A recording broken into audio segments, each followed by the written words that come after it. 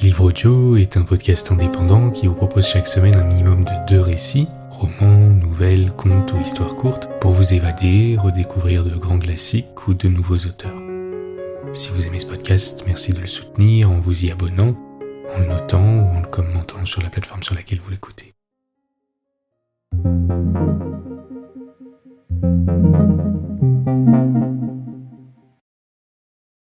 Guy de Maupassant.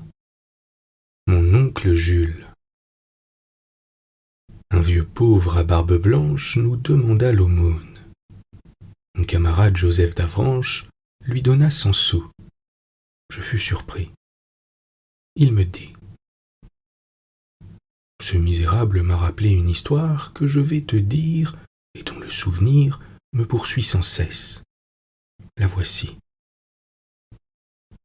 Ma famille, originaire du Havre, n'était pas riche. On s'en tirait, voilà tout. Le père travaillait, rentrait tard du bureau et ne gagnait pas grand-chose. J'avais 2 sœurs. Ma mère souffrait beaucoup de la gêne où nous vivions, et elle trouvait souvent des paroles aigres pour son mari, des reproches voilés et perfides. Le pauvre homme avait alors un geste qui me navrait. Il se passait la main ouverte sur le front, comme pour essuyer une sueur qui n'existait pas. Et il ne répondait rien. Je sentais sa douleur impuissante. On économisait sur tout. On n'acceptait jamais un dîner pour n'avoir pas à le rendre. On achetait les provisions au rabais, les fonds de boutique. Mes sœurs faisaient leurs robes elles-mêmes et avaient de longues discussions sur le prix du galon qui valait 15 centimes le mètre. Notre nourriture ordinaire consistait en soupe grasse et bœuf accommodé à toutes les sauces. Cela est sain et réconfortant, paraît-il. J'aurais préféré autre chose. On me faisait des scènes abominables pour les boutons perdus et les pantalons déchirés. Et chaque dimanche, nous allions faire notre tour de jeté en grande tenue.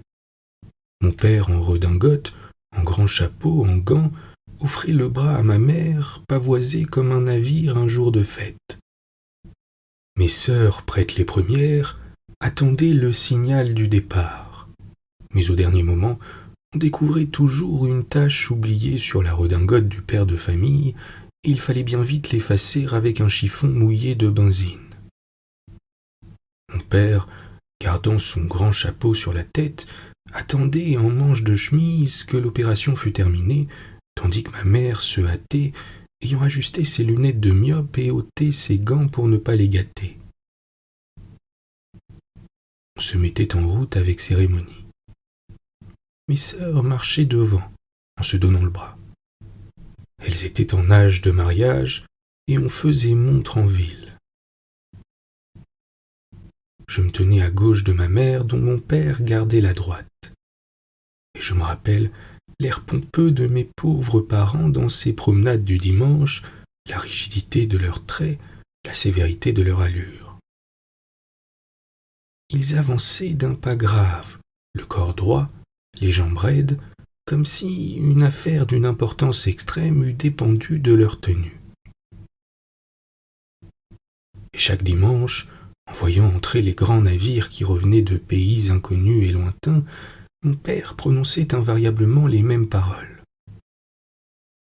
Hein, si Jules était là-dedans, quelle surprise! Mon oncle Jules, le frère de mon père, était le seul espoir de la famille, après en avoir été la terreur. J'avais entendu parler de lui depuis mon enfance, et il me semblait que je l'aurais reconnu du premier coup, tant sa pensée m'était devenue familière. Je savais tous les détails de son existence, jusqu'au jour de son départ pour l'Amérique, bien qu'on ne parlât qu'à voix basse de cette période de sa vie. Il avait eu, paraît-il, une mauvaise conduite, c'est-à-dire qu'il avait mangé quelque argent, ce qui est bien le plus grand des crimes pour les familles pauvres. Chez les riches, un homme qui s'amuse fait des bêtises. Il est ce qu'on appelle en souriant un noceur. Chez les nécessiteux, un garçon qui force les parents à écorner le capital devient un mauvais sujet, un gueux, un drôle. Et cette distinction est juste, bien que le fait soit le même, car les conséquences seules déterminent la gravité de l'acte. Enfin, l'oncle Jules avait notablement diminué l'héritage sur lequel comptait mon père, après en avoir d'ailleurs mangé sa part jusqu'au dernier sou. On l'avait embarqué pour l'Amérique, comme on faisait alors, sur un navire marchand allant du Havre à New York. Une fois là-bas, mon oncle Jules s'établit marchand de je ne sais quoi, et il écrivit qu'il gagnait un peu d'argent et qu'il espérait pouvoir dédommager mon père du tort qu'il lui avait fait. Cette lettre causa dans la famille une émotion profonde. Jules, qui ne valait pas, comme on dit, les 4 fers d'un chien, devint tout à coup un honnête homme, un garçon de cœur, un vrai Davranches, intègre comme tous les Davranches. Un capitaine nous apprit en outre qu'il avait loué une grande boutique et qu'il faisait un commerce important. Une seconde lettre, 2 ans plus tard, disait « Mon cher Philippe, je t'écris pour que tu ne t'inquiètes pas de ma santé, qui est bonne. Les affaires aussi vont bien. Je pars demain pour un long voyage dans l'Amérique du Sud. Je serai peut-être plusieurs années sans te donner de mes nouvelles. Si je ne t'écris pas, ne sois pas inquiet. Je reviendrai au Havre une fois fortune faite. J'espère que ce ne sera pas trop long et nous vivrons heureux ensemble. » Cette lettre était devenue l'évangile de la famille. On la lisait à tout propos, on la montrait à tout le monde. Pendant 10 ans, en effet, l'oncle Jules ne donna plus de nouvelles. Mais l'espoir de mon père grandissait à mesure que le temps marchait, et ma mère disait souvent « Quand ce bon Jules sera là, notre situation changera. En voilà un qui a su se tirer d'affaire. » Et chaque dimanche, en regardant venir de l'horizon les gros vapeurs noires vomissant sur le ciel des serpents de fumée, mon père répétait sa phrase éternelle. Si Jules était là-dedans, quelle surprise! Et on s'attendait presque à le voir agiter un mouchoir et crier. On avait échafaudé 1000 projets sur ce retour assuré. On devait même acheter avec l'argent de l'oncle une petite maison de campagne près d'Ingouville. Je n'affirmerai pas que mon père n'eût point entamé déjà des négociations à ce sujet. L'aînée de mes sœurs avait alors 28 ans, l'autre 26. Elle ne se mariait pas, et c'était là un gros chagrin pour tout le monde. Un prétendant enfin se présenta pour la seconde, un employé pas riche mais honorable. J'ai toujours eu la conviction que la lettre de l'oncle Jules, montrée un soir, avait terminé les hésitations et emporté la résolution du jeune homme. On l'accepta avec empressement et il fut décidé qu'après le mariage, toute la famille ferait ensemble un petit voyage à Jersey. Jersey est l'idéal du voyage pour les gens pauvres. Ce n'est pas loin, on passe la mer dans un paquebot et on est en terre étrangère, cet îlot appartenant aux Anglais. Donc un Français, avec 2 heures de navigation, peut s'offrir la vue d'un peuple voisin chez lui et étudier les mœurs, déplorables d'ailleurs, de cette île couverte par le pavillon britannique, comme disent les gens qui parlent avec simplicité. Ce voyage de Jersey devint notre préoccupation, notre unique attente, notre rêve de tous les instants. on partit enfin. Je vois cela comme si c'était d'hier. Le vapeur chauffant contre le quai de Granville. Mon père, effaré, surveillant l'embarquement de nos 3 colis. Ma mère, inquiète, ayant pris le bras de ma sœur, non mariée, qui semblait perdue depuis le départ de l'autre, comme un poulet resté seul de sa couvée.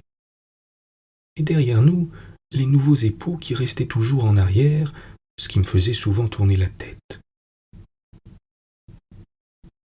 Le bâtiment siffla.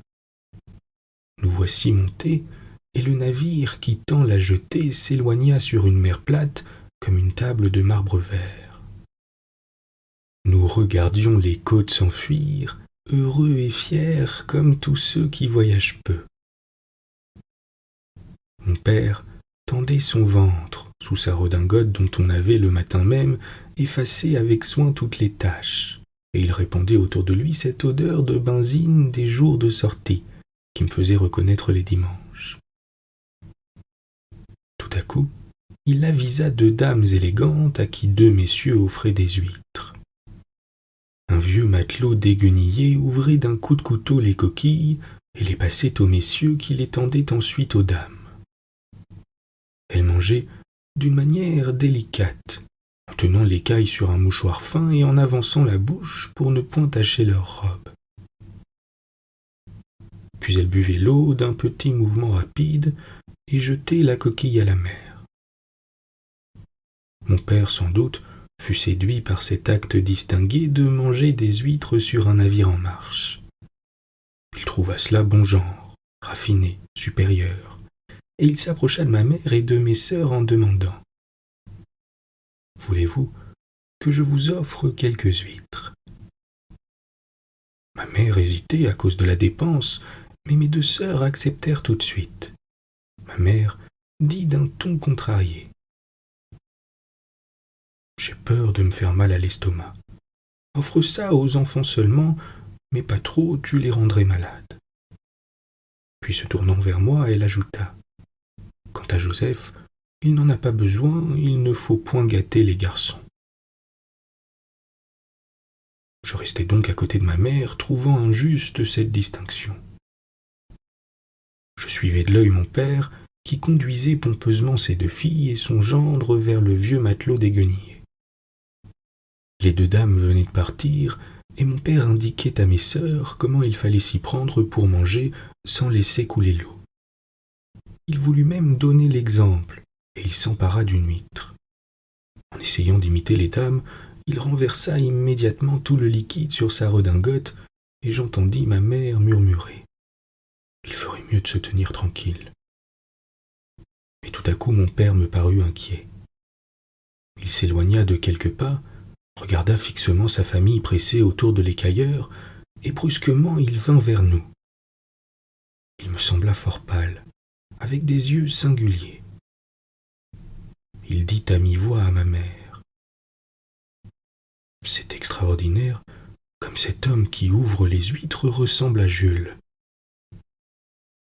Ma mère interdite demanda « Quel Jules ?» Mon père reprit « Mais mon frère, si je ne le savais pas en bonne position en Amérique, je croirais que c'est lui. »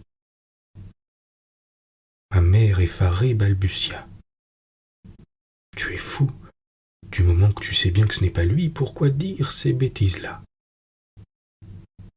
Va donc le voir, Clarisse. J'aime mieux que tu t'en assures toi-même de tes propres yeux. Elle se leva et alla rejoindre ses filles. Moi aussi, je regardais l'homme. Il était vieux, sale, tout ridé, et ne détournait pas le regard de sa besogne. Ma mère revint. Je m'aperçus qu'elle tremblait. Elle prononça très vite. « Je crois que c'est lui. Va donc demander des renseignements au capitaine.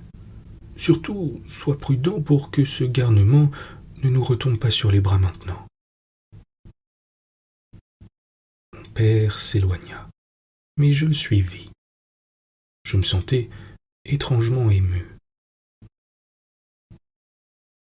Le capitaine, un grand monsieur, maigre à longs favoris, se promenait sur la passerelle d'un air important, comme s'il eût commandé le courrier des Indes.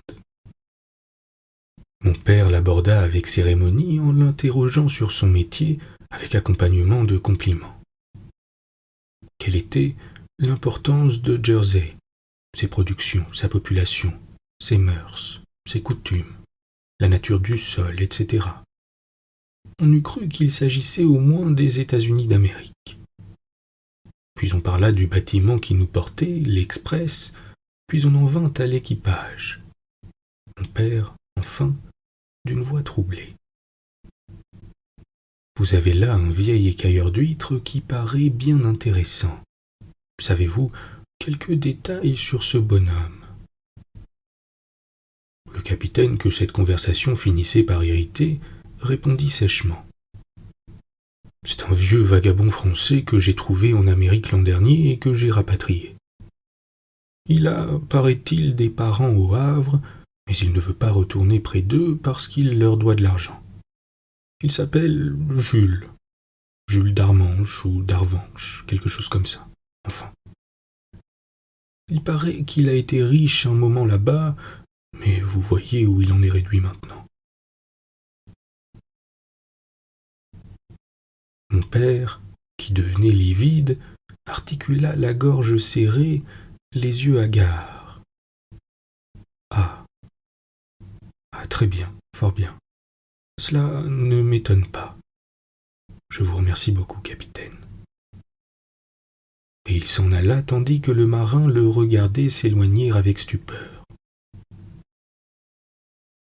Il revint auprès de ma mère, tellement décomposé qu'elle lui dit « Assieds-toi, on va s'apercevoir de quelque chose. » Il tomba sur le banc en bégayant. « C'est lui. C'est bien lui. » Puis il demanda « Qu'allons-nous faire ?» Elle répondit vivement « Il faut éloigner les enfants. Puisque Joseph sait tout, il va aller les chercher. Il faut prendre garde surtout que notre gendre ne se doute de rien. » Mon père paraissait atterré. Il murmura « Quelle catastrophe !» Ma mère ajouta, devenue tout à coup furieuse. « Je me suis toujours douté que ce voleur ne ferait rien et qu'il nous retomberait sur le dos. Comme si on pouvait attendre quelque chose d'un d'avance. » Et mon père se passa la main sur le front comme il faisait sous les reproches de sa femme. Elle ajouta « Donne de l'argent à Joseph pour qu'il aille payer ses huîtres à présent. Il ne manquerait plus que d'être reconnu par ce mendiant. Cela ferait un joli effet sur le navire. Allons-nous-en à l'autre bout et fais en sorte que cet homme n'approche pas de nous. » Elle se leva, ils s'éloignèrent après m'avoir remis une pièce de 100 sous. Mes sœurs, surprises, attendaient leur père. J'affirmai que maman s'était trouvée un peu gênée par la mère et je demandai à l'ouvreur d'huîtres. « Combien est-ce que nous vous devons, monsieur ?» J'avais envie de dire « mon oncle ». Il répondit « 2 francs 50. » Je tendis mes 100 sous et il me rendit la monnaie. Je regardai sa main, une pauvre main de matelot toute plissée, et je regardai son visage, un vieux misérable visage, triste, accablé, en me disant « C'est mon oncle, le frère de papa, mon oncle. » Je lui laissai 10 sous de pourboire. Il me remercia. « Dieu vous bénisse, mon jeune monsieur », avec l'accent d'un pauvre qui reçoit l'aumône. Je pensais qu'il avait dû mendier là-bas. Mes sœurs me contemplaient stupéfaites de ma générosité. Quand je remis les 2 francs à mon père, ma mère, surprise, demanda « Il y en avait pour 3 francs, ce n'est pas possible. » J'ai donné 10 sous de pourboire. Ma mère eut un sursaut et me regarda dans les yeux. « Tu es fou, donner 10 sous à cet homme, à ce gueux. » Elle s'arrêta sous un regard de mon père qui désignait son gendre. Puis on se tut. Devant nous, à l'horizon, une ombre violette semblait sortir de la mer. Lorsqu'on approcha des jetées, un désir violent me vint au cœur de voir encore une fois mon oncle Jules, de m'approcher, de lui dire quelque chose de consolant, de tendre. Mais comme personne ne mangeait plus d'huîtres, il avait disparu, descendu sans doute au fond de la cale infecte où logeait ce misérable. Et nous sommes revenus par le bateau de Saint-Malo pour ne pas le rencontrer. Ma mère était dévorée d'inquiétude. Je n'ai jamais revu le frère de mon père. Voilà pourquoi tu me verras quelquefois donner 100 sous aux vagabonds.